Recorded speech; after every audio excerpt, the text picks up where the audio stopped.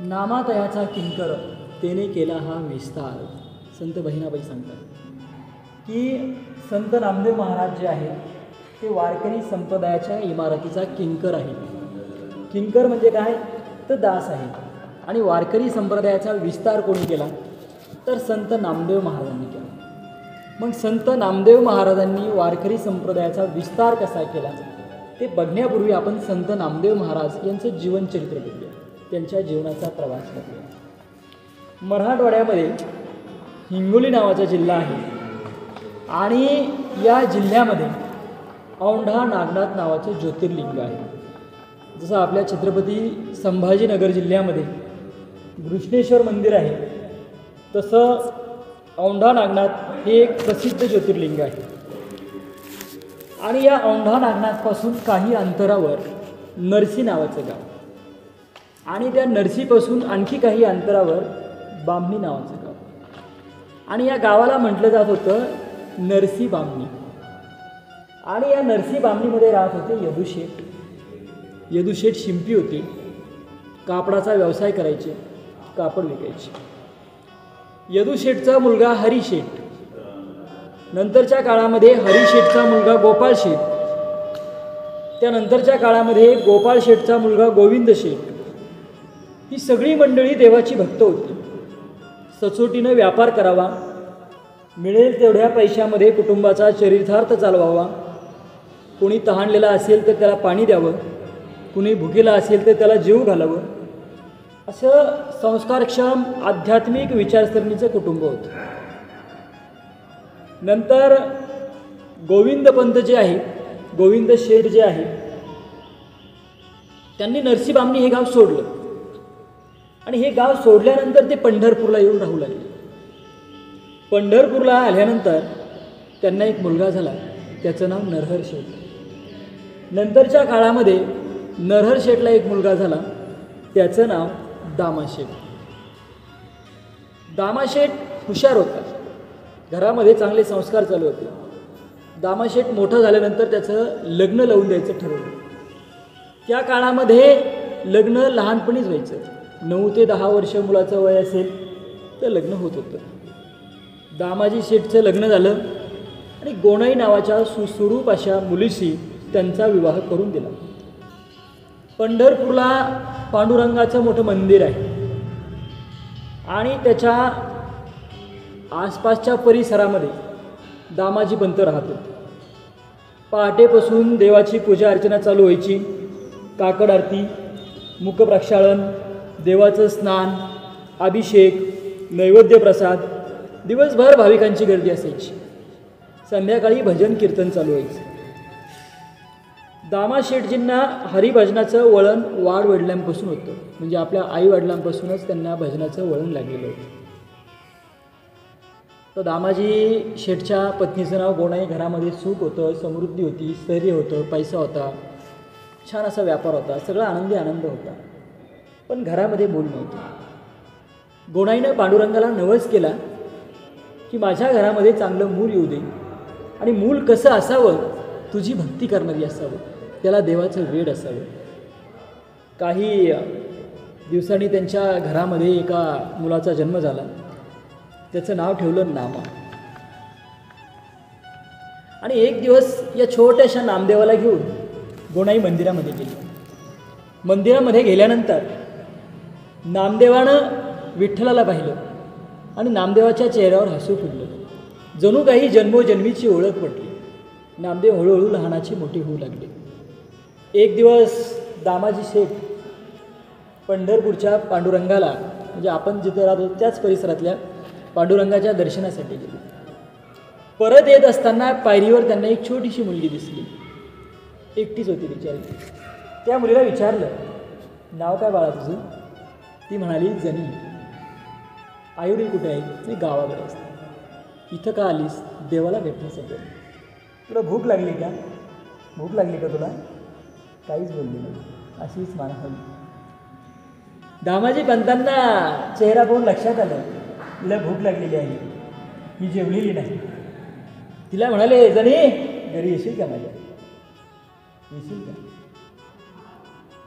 आणि जणी काही बोलली नाही. पण दामाजी पंताच्या मागोमाग निघाले. दामाजी पंत घरी आले. गोणाईला आवाज दिला, गोणाई आपल्याकडे कोण आलं आहे बघ. जनी आली. आणि ही आता आपल्याकडे राहील, आपल्या लहान्या नामदेवाचा सांभाळ करेल, उरली सुरली कामं करेल. जनाबाईनं आनंदाने होकार दिला. तिला आता एक राहायला घर मिळालं होतं. हळूहळू नामदेव मोठे व्हायला लागले. आणि 7 वर्षाचे नामदेव झाल्यानंतर एक दिवस दामाजी पंतांना दुसऱ्या गावामध्ये काहीतरी काम निघालं. दामाजी पंतांचा दिनक्रम काय होता की रोज पांडुरंगाला नैवेद्य नेऊन द्यायचं. तर नैवेद्य कोण नेऊन देणार? ते गोणाईला म्हणाले, गोणाई मी जरा गावाकडे चाललो आहे, कापड विकतोय, तर काय कर, हे उद्या नैवेद्य द्यायचं काम नामदेवाला सांग. गोणाईनं नामदेवाला सांगितलं, नामा हे नैवेद्य नेऊन देशील का देवाला? नामदेव म्हणाला, हो. आपल्याला कसं आईवडिलांनी एखादं काम सांगितल्यानंतर आपला आनंद वाटतो आणि आपण उड्या मारत मारत ते काम करतो. करता की नाही? बोललं तर चालतं. हो. हां, करता की नाही? हो. तर नामदेवाला आनंद झाला. विचारलं, नैवेद्य म्हणजे काय? गोणाईने सांगितलं, बाळा नैवेद्य म्हणजे देवाचं जेवण. दुसऱ्या दिवशी सकाळी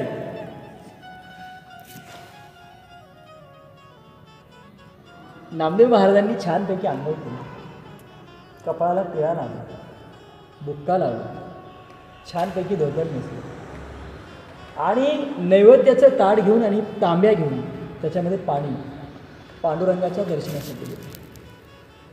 पांडुरंगाकडे गेल्यानंतर, विठ्ठलाकडे गेल्यानंतर नैवेद्याचं ताट पांडुरंगासमोर ठेवलं, पाणी आपल्या हातामध्ये घेतलं आणि ताटाभोवती असं फिरवलं आणि देवाला म्हणाले, देवा तुमचा नैवेद्य घ्या.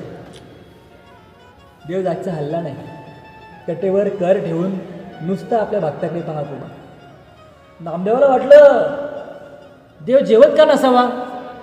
नामदेव म्हणाले, अरे देवा तुला काय वाटतं, मी आंघोळ केली नाही का? तसं नाही, मी छानपैकी आंघोळ केली, अगदी स्वच्छ, छानपैकी धोतर नेसलोय, कपाळाला टिळा लावलाय, बुक्का लावलाय, मी स्वच्छ आहे, निर्मळ आहे, पवित्र आहे, माझा नैवेद्य खाऊन घे. पांडुरंग विटेवर उभा.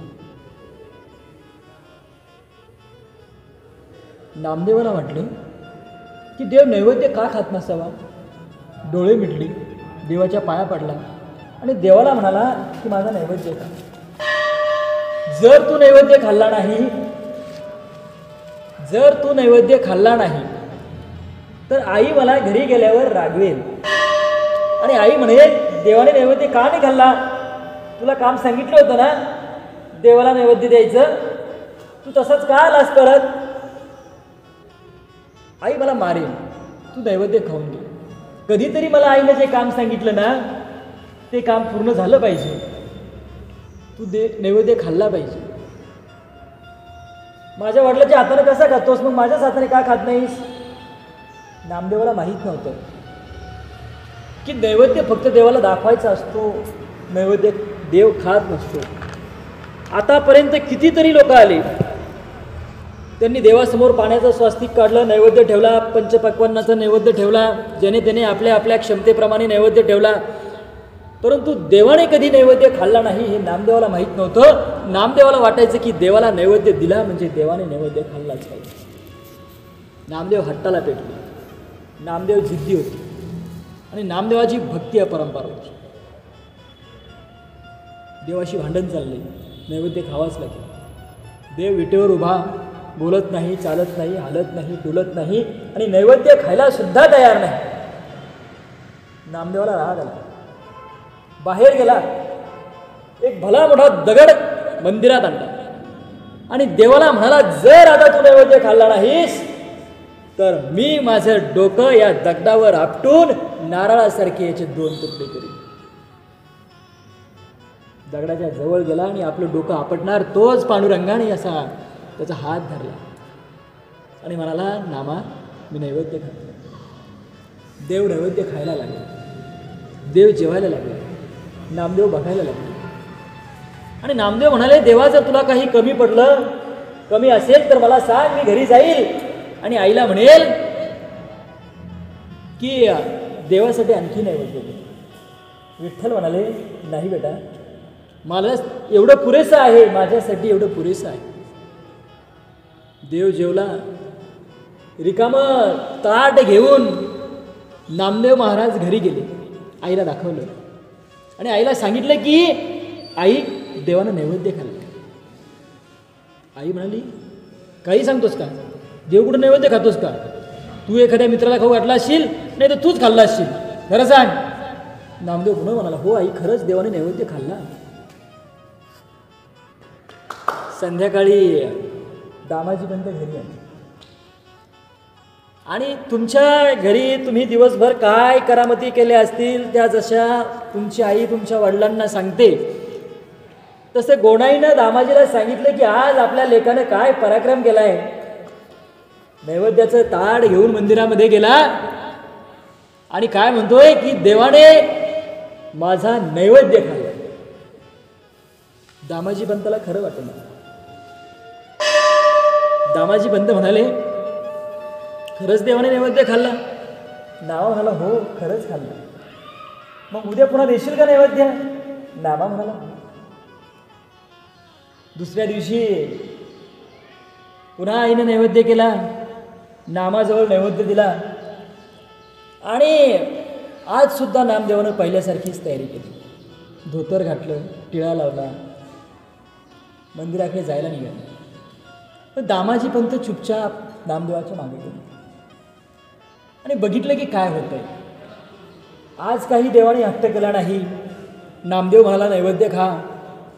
देव विटेवरून खाली उतरला आणि न बोलता नैवेद्य खायला लागला. दामाजी पंतांनी मंदिराच्या आडून बघितलं की आपल्या मुलाच्या हाताने देव जेवतोय. दामाजी पंत आनंदित झाले. त्यांना जन्माचं सार्थक झाल्यासारखं वाटायला लागलं. नामदेव महाराज हळूहळू मोठे व्हायला लागले. गोविंद शेठ सदावर्ते कापडाचे व्यापारी होते आणि दामाजी पंतांचे चांगले मित्र होते. एक दिवस त्यांची भेट झाली आणि गोविंद शेठ म्हणाले, आमची राजाई मोठी झाली, तिचं लग्न करायचं.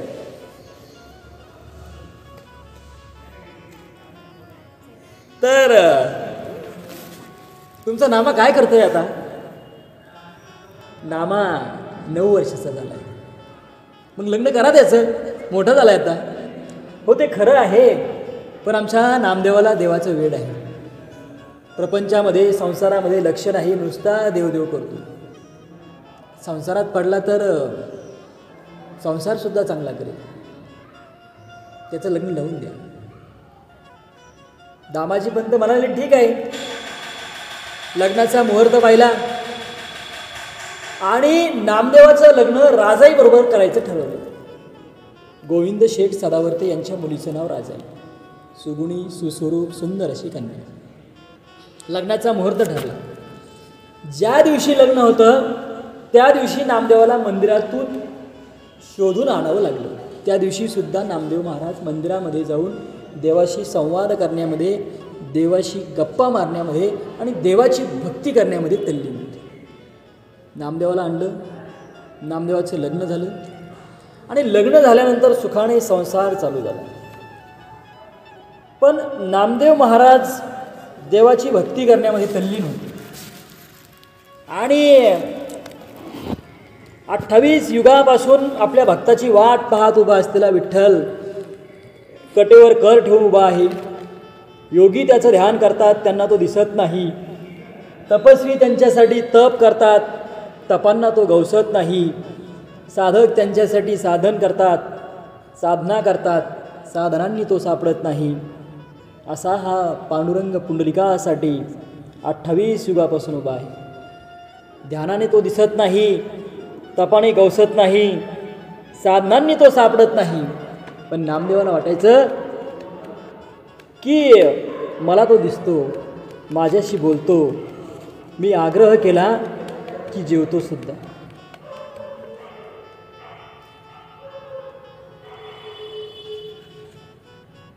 एक दिवशी गोविंद शेठ सदावर्ते यांच्या 2 मुलांनी ठरवलं की आपण जावं आणि आपल्या बहिणीचा संसार बघावा, राजाईला बघावं, राजाईला भेटावं आणि त्यानिमित्तानं पंढरीच्या पांडुरंगाचं सुद्धा दर्शन होईल. राजाईचे 2 भाऊ पंढरपूरला आले. आल्यानंतर घरी गेले. नामदेव महाराज नेहमीप्रमाणे मंदिरात होते. त्यांना गूळ पाणी राजाईनं दिलं. आता तुमच्या घरी कोणी पाहुणे आले तर तुम्ही चहा देता, त्यावेळी गूळ पाणी द्यायचे. चहा हा प्रकार आपला नाही. गूळ हा आरोग्यासाठी चांगला असतो, आरोग्यवर्धक असतो. त्यामुळे गूळ आणि पाणी देऊन स्वागत केलं पाहिजे. आपली परंपरा, आपली प्रथा, या गोष्टी चांगल्या होत्या. थोड्या वेळानं नामदेव महाराज आले. नामदेव महाराजांना आलेलं बघून राजाईचे 2 भाऊ उभा राहिले. त्यांचा नमस्कार केला आणि नामदेव महाराजांचं त्यांच्याकडे फारसं लक्षच नव्हतं. राजाई म्हणाली की आता दुकानात जाऊन काही सामान वगैरे आणा, आपल्याला स्वयंपाक करावा लागेल. नामदेव महाराज म्हणाले की आज दशमी आहे आणि दशमी म्हणजे एक वेळ जेवलं तरी चालतं, तुम्ही घरून जेवूनच आला असाल, पुन्हा काही जेवायची गरज नाही. पण उद्या तर एकादशीच आहे. एकादशीच्या दिवशी उपवास असतो. मस्त आपण फराळाचं वगैरे करूया, देवाचं भजन करूया, चिंतन करूया, आपल्याला उपवाससुद्धा करूया. सांगण्याचं तात्पर्य म्हणजे देवामध्ये एवढे अखंड बुडून गेलेले होते, भक्तीमध्ये एवढे तल्लीन झालेले होते की घरी येणाऱ्या पाहुण्या रावळ्याकडं सुद्धा नामदेवाचं लक्ष नव्हतं. पण नामदेवाला एका गोष्टीचा अहंकार होता. पांडुरंग माझ्याशी बोलतो, पांडुरंग माझ्याकडून जेवण करतो. पंढरीची आषाढी वारी आणि कार्तिक वारी महत्त्वाची असते. कार्तिक वारीला ज्ञानेश्वर माऊली, निवृत्ती महाराज, सोपान काका, मुक्ताबाई, वेगवेगळी संत मंडळी पंढरपूरला आली. सावतामाळी असतील, संत गोरोबा काका असतील. आणि नामदेवाचा महिमा ते ऐकून होते की नामदेव श्रेष्ठ संत आहे, भक्त वत्सल आहे, भक्त शिरोमणी आहे. नामदेवाच्या हाताने देवाने प्रसाद खाल्ला होता आणि देव नामदेवाशी बोलतो. संतांची सभा चालली आणि कुणीतरी येऊन सांगितलं निवृत्ती महाराजांना की नामदेव महाराज आले. नामदेव महाराज आल्यानंतर निवृत्ती महाराज उभं राहिले आणि नामदेव महाराजांचं दर्शन घेतलं. ज्यांचा देवसुद्धा ज्यांच्या हाताने जेवतो अशा माणसाचं दर्शन घ्यायला काय पाहिजे. ज्ञानेश्वर माऊली उभं राहिले, नामदेव महाराजांचं दर्शन घेतलं. निवृत्ती महाराजांनी दर्शन घेतलं तरी नामदेव महाराजांनी नमस्कार केला नाही, पाया पडले नाही. माऊलींनी दर्शन घेतलं तरी माऊलींच्या सुद्धा पाया पडले नाही. एकमेकांना आदरातिथ्य केलं पाहिजे, नमस्कार केला पाहिजे. पण नामदेव महाराजांना वाटलं की हा ज्ञानेश्वर माझ्यापेक्षा लहान आहे आणि माझ्या हाताने देव जेवतो, देव माझ्याशी बोलतो, मी मोठा आहे, अहंकार आहे. निवृत्तीनाथ पाया पडले, ज्ञानेश्वर माऊली पाया पडले, सोपान काका पाया पडले, लहानगी मुक्ताई पाया पडली. पण नामदेवाने मात्र परतून कोणाला नमस्कार केला नाही. मुक्ताई म्हणाली की दादा, निवृत्तीनाथांना अहंकार झालाय नामदेवा. निवृत्तीनाथ म्हणाले नाही, देव त्यांच्याशी बोलतोय, देव त्यांच्याशी जेवतोय, त्यांचा अधिकार आहे. मुक्ताई म्हणाली नाही, हे मडकं कच्चं आहे. गोरोबा काका, तिथं गोरोबा काका होते. गोरोबा काकांना म्हणाली, गोरोबा काका तुम्ही तुमची थापी आणली का, तुमचं तापटणं आणलंय का, बघा बरं, ही आपण संतांची परीक्षा घेऊया, कोणाचं मडकं कच्चं आहे, कोणाचं मडकं पक्कं आहे. गोरोबा काका म्हणाले हो, थापी आणली, माझं सगळं साहित्य माझ्यासोबत असतं. थापी घेतली. निवृत्ती महाराजांच्या डोक्यामध्ये धाडकन आदळली. थोडीशी वेदना झाली, पण हो नाही की चू नाही, निवृत्ती महाराज काही बोलले नाही. त्याच्यानंतर सोपान काकाच्या डोक्यावर आणलं थापी, मुक्ताईच्याही डोक्यावर आणली, सावता महाराजांच्या डोक्यावर आणली. एक एक करत सगळ्या संतांच्या डोक्यावर थापी आणली, थापटणं आणलं आणि नामदेव महाराज बघायला लागले ही कोणती परीक्षा चालली अशी. नामदेव महाराजांचा नंबर आला. नामदेव महाराजांच्या डोक्यावर थापी आणली.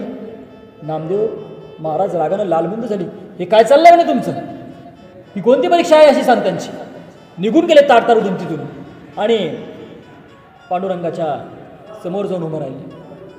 पांडुरंगाला म्हणाले, विठ्ठला, ही कोणती मंडळी आहे, ही कोणती संत आहेत, की संताची परीक्षा घेण्याच्या निमित्ताने प्रत्येकाच्या डोक्यामध्ये थापटणं वाजून पाहतायत आणि म्हणताय हे मडकं कच्चं, हे मडकं पक्क.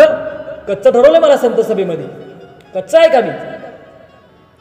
विठ्ठल म्हणाले, हो नामा, कच्चा आहेस तू. तुला फक्त विठ्ठल जो आहे तो माझ्यामध्ये दिसतोय, या मूर्तीमध्ये दिसतोय. पण विठ्ठल फक्त या मूर्तीमध्ये नाही, सृष्टीच्या चराचरामध्ये, सृष्टीच्या कणाकणामध्ये पांडुरंग असतो, कणाकणामध्ये ईश्वर असतो, कणाकणामध्ये देव असतो. हे तुला कळलं पाहिजे. तुला त्यासाठी गुरुची गरज आहे. तू गुरु केला पाहिजे. मला सांगा, मी कोणाला गुरु करेन? पांडुरंग म्हणाले की औंढा नागनाथला जा. औंढा नागनाथ येथे विसोबा खेचर आहेत आणि त्यांना तू गुरु कर. नामदेव महाराज निघाले, औंढा नागनाथला जाऊन पोहोचले. औंढा नागनाथला आल्यानंतर बऱ्याच जणांना विचारलं, विसोबा खेचर कुठे आहेत, विसोबा खेचर कुठे? बऱ्याच जणांना तर माहितीही नव्हतं की विसोबा खेचर कोण आहेत आणि कुठं आहेत. एका मंदिराच्या बाहेर उभं राहिले. एक भक्त बाहेर येताना दिसला. त्यांना विचारलं, विसोबा खेचर कुठं आहेत? त्याने सांगितलं की पलीकडे जो देऊळवाडा आहे तिथं विसोबा नावाचा एक म्हातारा आलाय, तुम्ही जाऊन बघा बाबा. नामदेव महाराज त्या देऊळवाड्याजवळ गेले. महादेवाचं मंदिर होतं. नामदेव महाराज आत गेले. विसोबा खेचर दिसले नाहीत, परंतु तिथे एक म्हातारा होता आणि तो झोपलेला होता आणि त्याचे पाय महादेवाच्या पिंडीवर होते. नामदेव महाराजाला वाटलं, हा कोण म्हातारा आणि असं काय झोपलाय? महादेवाच्या पिंडीवर पाय ठेवून झोपलाय. तुमचे पाय बाजूला करा म्हणजे. तो म्हातारा म्हणाला, मी वयोवृद्ध आहे आणि तुला जर माझे पाय बाजूला करायचे असतील तर तूच माझे पाय बाजूला कर आणि माझे पाय अशा ठिकाणी ठेव ज्या ठिकाणी देव नसेल त्या ठिकाणी माझे पाय ठेव. पाय उचलले आणि दुसऱ्या बाजूला ठेवले. ज्या ठिकाणी पाय ठेवले तिथं पुन्हा पिंड प्रकट झाली. पुन्हा पाय पिंडीवरच. पुन्हा पाय उचलले, पुन्हा बाजूला ठेवले, पुन्हा तिथं पिंड प्रकट झाली. जिथं जिथं पाय उचलून ठेवले तिथं तिथं पिंड प्रकट झाली. नामदेवाला कळा नाही काय चालले, असं का होते? नामदेवाने पाय उचलले आणि आपल्या छातीशी ठेवले. तो म्हातारा म्हणाला, नामा, मी विसोबा खेचर आहे. तुला सांगण्यासाठी हा दृष्टांत करून दाखवला की अशी कोणतीही जागा नाही, असं कोणतंही ठिकाण नाही की जिथं देव नाही. तू कुठेही माझे पाय ठेवले तर तिथं देव आहेच. सृष्टीच्या कणाकणामध्ये देव आहे. सृष्टीच्या चराचरामध्ये देव आहे. प्रत्येक जीवामध्ये देव आहे. पांडुरंग, परमात्मा, विठ्ठल, देव हा फक्त मूर्तीमध्ये नसतो, तर प्रत्येक जीवामध्ये, सृष्टीमध्ये देव असतो. नामदेवाला कळलं की देव हा प्रत्येक ठिकाणी असतो, चराचरामध्ये असतो, कणाकणामध्ये असतो आणि मी फक्त विठ्ठलाची भक्ती करतो. मी सगळ्यामध्ये देव बघितला पाहिजे. देवाची ओळख पटली. नामदेवाची जगाकडे पाहण्याची दृष्टी बदलली. विसोबा खेचरांची भेट झाली आणि विसोबा खेचरांनी गुरु उपदेश केला, ज्ञान दिलं, खऱ्या देवाची ओळख पटवून दिली आणि सांगितलं की हे विश्व जे आहे ते देवानं व्यापलेलं आहे. गुरुकडून ज्ञान प्राप्त झाल्यानंतर गुरुची आज्ञा घेऊन नामदेव महाराज पंढरपूरला आले आणि त्या दिवशी एकादशी होती. उपवास केला. दुसऱ्या दिवशी उपवास सोडायचा, द्वादशी. वाळवंटामध्ये स्वयंपाक करायला लागले आणि स्वयंपाक करत असताना पोळ्या केल्या, वरण केलं, तुपाची वाटी झाकून ठेवली.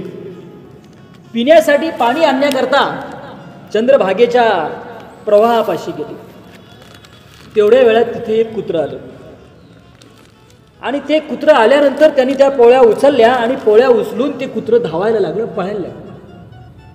नामदेव महाराज येऊन पाहतात तर काय कुत्र्याच्या तोंडामध्ये पोळी आणि पोळी घेऊन ते पळतंय. नामदेव महाराजांना वाटलं, अरे नामदेव महाराज तुपाची वाटी घेऊन त्या कुत्र्याच्या मागं पळायला लागले. त्या पोळ्यांना तूप लावायचं राहिलं म्हणे, तू जर तसं पोळ्या खाल्ल्या तर तुझं पोट दुखल म्हणे, हे तूप पण लावून देतो म्हणे त्याला. पळाले पळाले पळाले, कुत्रा अंतर्धान पावलं, दिसेन असं झालं. कुत्र्यामध्ये सुद्धा देव असतो, प्रत्येक प्राणीमात्रामध्ये देव असतो. हे विसोबा खेचराकडून समजल्यानंतर त्यांच्या लक्षात आलं की कुत्र्यामध्ये देव आहे. पांडुरंगाने कुत्र्याचा अवतार घेतला आणि त्या कुत्र्याला जीव घालण्यासाठी पांडुरंग जे नामदेव महाराज जे आहे ते कुत्र्याच्या मागे सुद्धा धावत होते. नामदेव महाराजांच्या मनामध्ये एक सल होती, एक दुःख होतं. काय की ज्ञानेश्वर माऊली आपल्याला भेटायला आले, निवृत्ती महाराज आपल्याला भेटायला आले आणि ते भेटायला आल्यानंतर आपण त्यांचा उचित मान सन्मान केला नाही. ते माझ्या पाया पडले पण मी त्यांच्या पाया पडलो नाही. ही सल, हे दुःख मनामध्ये होतं. जेव्हा गुरुकडून ज्ञान मिळालं तेव्हा त्यांना कळालं होतं की प्रत्येकामध्ये देव असतो, त्या देवाचा मी सन्मान केला पाहिजे. पुन्हा एका कार्तिकी वारीच्या निमित्ताने ज्ञानोबा, निवृत्ती, सोपान, मुक्ताबाई सगळे पंढरपूरला आले आणि नामदेवाचं त्यांनी दर्शन घेतल्यानंतर यावेळी नामदेवांनी सुद्धा दर्शन घेतलं आणि नामदेवांनी त्यांना सांगितलं की आता मला खऱ्या गोष्टी कळल्यात, मला देव कळलेला आहे. नामदेव महाराज कीर्तनाला उभे राहिले आणि नामदेव महाराज कीर्तनाला उभे राहिल्यानंतर ज्ञानेश्वर माऊलींनी टाळ घ्यावा, जनाईनी एखादी चाल घ्यावी आणि हे कीर्तन बघण्यासाठी पांडुरंग सुद्धा कीर्तन श्रवण करण्यासाठी त्या वाळवंटामध्ये यावं. जनाबाई म्हणतात, ज्ञानदेव कीर्तन करी पुढे देव नाचे पांडुरंग, जनी म्हणे बोला ज्ञानदेवा अभंग. माऊली अभंग म्हणायचे, देव नामदेवाच्या कीर्तनामध्ये नाचायचा आणि असा भक्तीचा सोहळा जो आहे तो वाळवंटामध्ये रंगायचा. एक दिवस ज्ञानोबा नामदेवांना म्हणाले की आपण तीर्थयात्रेला जाऊया. तीर्थयात्रेला गेल्यानंतर नवनवीन ठिकाणांची ओळख होईल, नवीन माणसं भेटतील, नवीन तीर्थांचा परिचय होईल. पण पांडुरंग म्हणाले की मी तर विठ्ठलाचा भक्त आहे, इथंच मला देव भेटतो. तुमच्यासारखी संत मंडळी पंढरपूरला येतात, तुमच्यासारख्या ज्ञानी लोकांची भेट होती, दुसऱ्या तीर्थाला जाऊन तरी काय उपयोग. मी माझ्या विठ्ठलाला विचारतो. विठ्ठलाला विचारण्यासाठी ज्ञानेश्वर माऊली आणि नामदेव महाराज मंदिरात गेले आणि विठ्ठलाला विचारलं की ज्ञानोबा म्हणतात की तीर्थाला जायचं आहे, मी जाऊ का.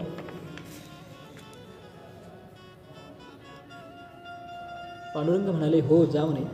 ज्ञानाच्या सोबत नाम आलं तर वारकरी संप्रदायाचा, जय हरी, ज्ञानाच्या सोबत नाम आलं तर वारकरी संप्रदायाचा विस्तार होईल, तू जायला पाहिजे. तीर्थयात्रेला निघाले. नाशिक, त्र्यंबकेश्वर, हरिश्चंद्र पर्वत असं एक एक करत दोघं पश्चिमेकडे वळाले. द्वारका, प्रयाग इत्यादी सर्व तीर्थ पाहिली.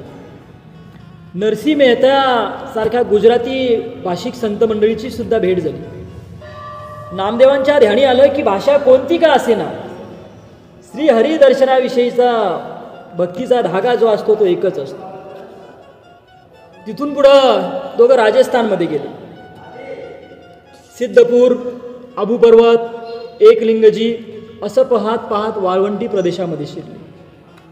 मार्गामध्ये चालत असताना दोघांचे संवाद चालत, दोघांचे आराध्य दैवत एक, साधना एक, पंथ एक, भाषा एक, स्थळकाळाचं भान उरत नसे. एके दिवशी वाळवंट तुडवत तुडवत निघाले. कडाक्याचं ऊन पडलं होतं आणि तहान खूप लागली. पण आजूबाजूला पाण्याचा थेंब नव्हता. एक छोटीशी विहीर होती.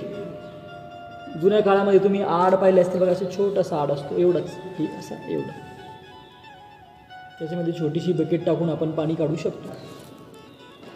दोघांना तहान लागली. पाणी एकदम तळाशी. पाणी प्यायचं कसं हा प्रश्न दोघांनाही पडला. माऊली म्हणाले की मी सूक्ष्मरूप धारण करू शकतो, मला सिद्धी प्राप्त आहे. माऊलींनी सूक्ष्मरूप धारण केलं, विहिरीच्या तळाशी गेले, पाणी पिले आणि वर आले. नामदेव म्हणाले, तुला सिद्धी प्राप्त आहे, तुझं बरं आहे म्हणे, तू पाणी पिला, पण आता मी काय करावं. माऊली म्हणाले, तुमच्यासाठी मी पुन्हा सूक्ष्मरूप धारण करतो, खाली जातो आणि पाणी घेऊन येतो. नामदेव महाराज म्हणाले, नाही, माझ्यासाठी तुम्ही कष्ट घेऊ नका. माझा जो भार आहे तो पांडुरंगावर आहे. माझ्यासाठी पांडुरंग काहीतरी करीलच. नामदेवांनी निर्वाणीचं आसन मांडलं आणि म्हणाले, हे श्रीहरी, तुझ्याकडे मी हट्ट करू नको तर कोणाकडे हट्ट करू. तू गजेंद्रासाठी धावत आलास, द्रौपदीनं तुला हाक मारली, तू तिला वस्त्र पुरवलीस, आता मी सुद्धा तुला हाक मारतोय. पृथ्वी, आप, तेज, वायू, आकाश ही तुझीच रूपे आहेत. तू माझ्यासाठी जलाचं रूप घे आणि माझ्यासाठी वर ये. आणि चमत्कार घडला. त्या विहिरीतून पाणी असं वर आलं. विहीर पाण्याने काठोकाठ भरली आणि विहीर भरून पाण्याने वाहायला लागली. पाणी नामदेव महाराजापर्यंत येऊन पोहोचलं आणि नामदेव महाराजांनी पाणी दर्शन केलं. तीर्थयात्रा संपत आली. दक्षिणेत परतण्यापूर्वी काशी, गया, प्रयागास जाऊन आले. परतत असताना नामदेवांनी आपल्या ज्ञानेश्वर माऊलींना गुरु उपदेशाची कथा सांगितली की मी औंढा नागनाथला गेल्यानंतर काय झालं होतं ते आपण बघितलं. आपण औंढा नागनाथला जाऊया. ज्या ठिकाणी मला गुरु उपदेश मिळाला ते ठिकाण बघूया. पुन्हा औंढा नागनाथला आले आणि औंढा नागनाथला आल्यानंतर महाशिवरात्रीचा दिवस होता. दुसऱ्या दिवशी आदल्या दिवशी कीर्तन करायला उभं राहिले. लोक म्हणाले, तुम्ही कीर्तन करा, शिवरात्रीचा मुहूर्त साधायचा होता. आणि नामदेव महाराज कीर्तनाला उभे राहिले. रात्री कीर्तन चालू असताना त्याकडे असं कीर्तनाला मर्यादा नव्हती की एवढ्या वेळात संपलं पाहिजे. खूप लोक जमा व्हायचे, गर्दी जमा झाली. कीर्तन चालू झालं आणि कीर्तन चालू असताना वेळेची मर्यादा नसते. लोक भक्तीमध्ये तल्लीन व्हायचं, ऐकत बसायचे. रात्र सरत आली. शिवरात्रीचा मुहूर्त साधायचा होता, देवाला अभिषेक करायचा होता, म्हणून पुजारी मंदिराकडे येऊ लागले. आणि काय बघतायत तर नामदेवाचं कीर्तन चाललेलं. पाऊल ठेवायला सुद्धा जागा नाही, एवढे लोकांची गर्दी होती. म्हणून त्या पुजाऱ्यांना राग आला. ते नामदेवाला म्हणाले, तुझं कीर्तन जे आहे म्हणे ते देवळासमोर काय मांडलं म्हणे. मग नामदेवांनी विचारलं, कुठं करू म्हणे कीर्तन. तुला वाटण तिथं कर म्हणे, पण इथं करू नको. तर नामदेव महाराजांना वाटलं की आपल्याला जर इथं कीर्तन करायला परवानगी नाही तर आपण मंदिराच्या मागे जाऊ. मग मंदिराच्या मागे जाऊन कीर्तन करायला लागले. आणि मागं जाऊन कीर्तन करायला लागले. पुजारी मंदिरात गेले, ते पूजा वगैरे करायला त्यांनी सुरुवात केली. आणि पहाटे सकाळ झाल्यानंतर त्यांनी बघितलं की नामदेव महाराजांचं कीर्तन ऐकण्यासाठी देवानं मंदिरच फिरवलं होतं. नामदेव महाराजांना जे आहे, नामदेव महाराजांचं कीर्तन जे आहे ते देवाला सुद्धा ऐकायचं होतं. म्हणून मंदिर जे या दिशेला होतं ते त्या दिशेला गेलं. देवानं शिवाय नमस्तुभ्यं श्री शिवाय नमः.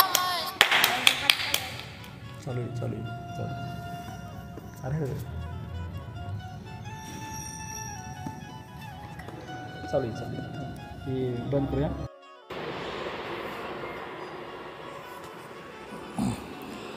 ज्ञानोबा आणि नामदेव महाराज पंढरीस परत आले. देवानं मोठ्या कौतुकानं दोघांना जवळ घेतलं, कुशल विचारलं. मोठं माउंद घालून यात्रेची समाप्ती केली. नामदेवांना वाटलं की ज्ञानोबा आता आपल्यासोबत राहतील, काळ सुखात जाईल. पण माऊलींच्या मनात काहीतरी वेगळंच होतं. माऊली म्हणाले, आता इहलोकीचं वास्तव्य पुरं झालं, समाधी घ्यावी वाटते. ज्ञानोबांचा निश्चय ऐकून नामदेव, मुक्ताई, सोपान या सर्वावर जणू वीज कोसळली. ज्ञानोबाने हट्ट केला, जन्मात कधी केला नाही तो आता केला. छातीवर दगड ठेवून नामदेवांनी विचारलं, ज्ञानोबांसाठी समाधीस्थळ कुठे होईल. आळंदी. कार्तिक वद्य पक्ष एकादशी उलटून गेली. सगळी रात्र हरिस्मरणात संपली. आळंदीचं इंद्रायणी तीर पताकांनी भगवं झालं. ज्ञानोबा, निवृत्तीनाथ, सोपान, मुक्ताबाई, नामदेव, त्यांची मुले नारा, विठा, गोंदा, महादा, जनाबाई विसोबा खेचर, वटेश्वर चांगदेव, सावतामाळी, गोरा कुंभार, परिसा भागवत सर्व जमा झाले. नामदेव महाराज म्हणाले, देवा ज्ञानोबाचा विरह मी सहन तरी कसा करू. त्यांच्या विना प्राण अगदी व्याकुळ होत आहेत. दिवस उगवतील, रात्र येईल, पण ज्ञानोबा असणार नाही. देवा तू माझी आई आहेस, पण ज्ञानोबा माझं सर्वस्व. सगळं शून्य भासू लागलं. मासा पाण्यातून बाहेर काढावा तशी गत झाली. अरे, सगळ्यांना दुःख दूर करणारा तू इथं उपस्थित आहेस, मग आम्हाला हे का भोगावं लागतंय. देवानं नामदेवांना म्हणावं, नामदेवा, अरे ज्ञानोबा कैवल्याचा पुतळा, तो कुठून येत नाही आणि कुठं जात नाही, त्याच्यासाठी शोक का करायचा. चला आवरा, समाधीची वेळ टळता कामा नये. नामदेवांनी आपला शोक आवरला. नारा विठाला हाक मारली. म्हटलं, साहित्य आणलं का रे बाबांनो. समाधीचा ठाव झाडून स्वच्छ केला. गुहा झाडून स्वच्छ केली. तळवटी दंभ आथरले. मृगाजीन मांडलं. त्यावर धुतल्या वस्त्राची घडीवर बेलाची पानं, तुळशीपत्र, फुलं, समोर तुपाची दिवटी पेटवली.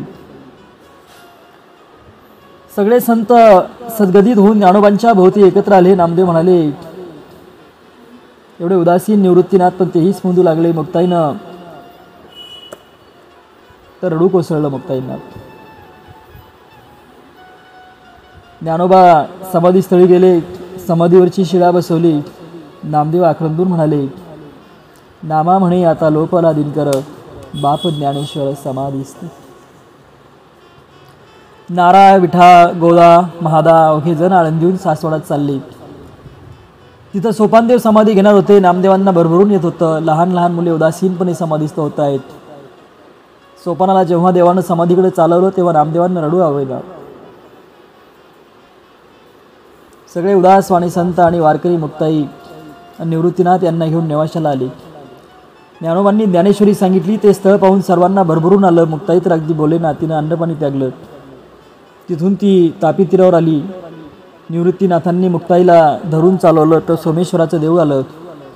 प्रचंड वादळ सुटलं. विजा कडळू लागल्या. धुवाधार पाऊस कोसळू लागला आणि एका विजेच्या कल्लोळाबरोबर मुक्ताई गुप्त झाली. निवृत्ती महाराज त्र्यंबकेश्वरी समाधी घेतली. नामदेव महाराज म्हणाले, या ईश्वर विभूती गेल्या, मागे कीर्ती मात्र राहिली. वैराग्य असं आतापर्यंत ऐकत होतो, पण या चौघांसारखं वैराग्य कुठं पाहिलं नाही. आता असं कोणी होणार नाही. गेले दिगंबर ईश्वर विभूती, राहिल्या त्या कीर्ती जगा माझी. वैराग्याच्या गोष्टी ऐकिल्या त्या काणी, आता कोणी ऐसी नाही. सांगतील ज्ञान म्हणतील खुण, नयेची साधन निवृत्तीचे. परब्रह्म डोळा दाऊ ऐसे म्हणती, कोणाने युक्ती ज्ञानोबाची. करतील अर्थ सांगतील परमार्थ, नहे पा एकांत सोपानाचा. नामा म्हणे देवा सांगून या काही, नये मुक्ताबाई गुह्य तुझी. नामदेव महाराजांनी अभंग रचना सुरू केली. हजारो अभंग रचून ठेवले. काही पौराणिक कथानक, शिवस्तुती, तुलसी महात्म्य, गंगावर्णन, संत महिमा, नवविधा भक्ती, कलिप्रभाव, जरास उपदेश आहे. अभंग अतिशय सोपे आहेत, रसाळ आहेत, प्रासादिक आहेत.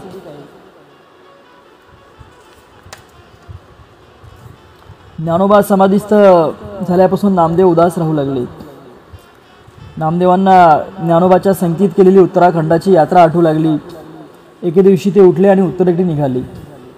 बरोबर कितीतरी तीर्थ आहेत. ज्ञानदेवाबरोबर केलेल्या भक्तीच्या आनंद चर्चा आठवत. तेव्हा ज्ञानदेव होते, आता नाहीत. कितीही तत्वज्ञानाचा विचार केला तरी माणूस नसणं हे भयंकर होतं. त्यात तो माणूस कोणी सामान्य नव्हता. ज्ञानियांचा शिरोमणी, चिंतकाचा चिंतामणी, साधकांचा मायबाप असा तो श्रेष्ठ योग्य होता. आपल्याबरोबर चालत होता, बोलत होता, भक्तीच्या कल्लोळात आपल्यासोबत रुंबत होता. ही तीर्थ पाहून त्यांची मन भरून येत होतं. एक एक आठवणींनी नामदेव विवळ होत होते. त्यांनी नर्मदा ओलांडली. राजस्थानातला कूप पाहिला. ज्ञानेश्वरांच्या योग सामर्थ्याची आठवण होऊन त्यांनी पुन्हा तिथं आसव ढाळली. पुढे ते कुरुक्षेत्री पोहोचले. श्रीकृष्णाने अर्जुनाला गीता सांगितली. त्याच गीतेवर माझ्या ज्ञानोबांनी केवढा मोठा ग्रंथ लिहिला. साध्या भोळ्या भक्तांसाठी भवसागरातून उतरून जायला सोपी पायवाट केली. नामा म्हणे ग्रंथ श्रेष्ठ ज्ञानदेवी, एक तरी ओवी अनुभवावी. पुढं यमुना तीरावरून नामदेव पंजाबात शिरले आणि तेथील लोकांसाठी हिंदीमध्ये अभंग रचू लागले. उत्तम नर्तनू पाया रे भाई, गाफिल क्यों हुआ दिवाणी जी. अरे हा उत्तम नरदेह मिळाला आहे, त्याचं काही सार्थक करा, असे गाफील का झालात. बाबांनो, या प्रपंचरूपी मनाला आग लागली आहे, त्यात आपण सापडलो आहोत. स्वस्त कसे बसला आहात. आग लगी क्या देखत अंधे, काय के खातर सोयाजू. अरे मनरूपी पाखरा, संसार हे मायाजाळ आहे. तुझ्यासाठी ठाई ठाई पिंजरे मांडले आहेत, त्यातू सापडू नकोस. मन पंचिया मतपड पिंजरे, संसार माया जाळ रे. पंजाबभर हिंडता हिंडता नामदेव गुरुदासपूर जिल्ह्यात आले. तिथं घुमान नावाचं गाव. त्या गावी रमले. भोवताली भक्त जमले. कथा कीर्तनांचा कल्लोळ उसळला. नामदेवावर पंजाबच्या लोकांची इतकी श्रद्धा की शिखांनी त्यांचे अभंग आपल्या ग्रंथसाहेबात दाखल करून घेतले. बरेच वर्ष तिकडं राहिले. म्हातारपण दारात येऊन उभं राहिलं. केस पांढरे झाले आणि मग त्यांना पुन्हा पंढरपूरला यावं लागलं. सगळे सखे सोयरे सोडून गेले होते. तो योग्यांचा कोळी, तन्मणी, ज्ञानोबा, निवृत्तीनाथ, सोपान, मुक्ताबाई यांना तर आपण निवडून गेलो. कित्येक संत होते. गोरा कुंभार, सावतामाळी, विसोबा खेचर, चांगदेव, आता कोणी राहिलं नाही. उदास नामदेव पंढरपुरात आले. पांडुरंगाच्या दर्शनास गेले. घरी सर्वांना कळलं. निरा, विठा, गोदा, महादात धावत रावळात आले. नामदेवाच्या पाया पडले.